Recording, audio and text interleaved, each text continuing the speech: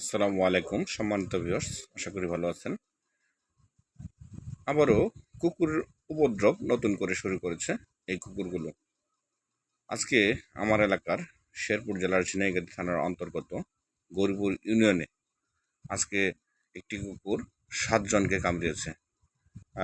অনেক সময় দেখা যাচ্ছে যে গরুকে কামড়াচ্ছে, ছাগলকে কামড়াচ্ছে, আবার মানুষকেও কামড়াচ্ছে।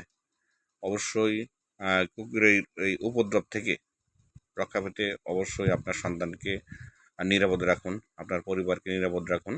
আর যদি কুকুর কামড়িয়ে থাকে সেক্ষেত্রে দ্রুত উপজেলা স্বাস্থ্য কমপ্লেক্স বা ওই ধরনের কোনো ফার্মেসিতে যেগুলোতে র্যাবিক্স ভিসি বা এর সমমান পর্যায়ের যে ওষুধগুলো রয়েছে সেই ওষুধগুলো বা ভ্যাকসিনগুলো আপনি দ্রুতই নিন।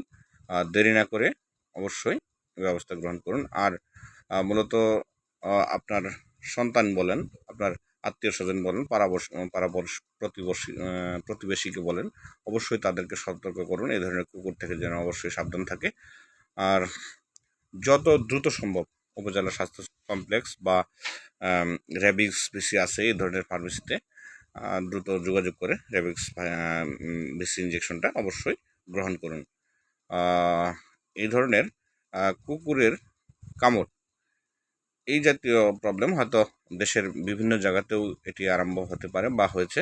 তাই সকলেই আপনারা সাবধান থাকুন, আপনাকে আপনার পরিবারকে নিরাপদ রাখুন, আপনার ছোট ছোট ছেলে মেয়েকে নিরাপদ রাখুন। অবশ্যই সেজন্য আমাদের সকলকেই সচেতন হতে হবে, এ ধরনের কুকুর থেকে নিরাপদ দূরত্বে থাকতে হবে।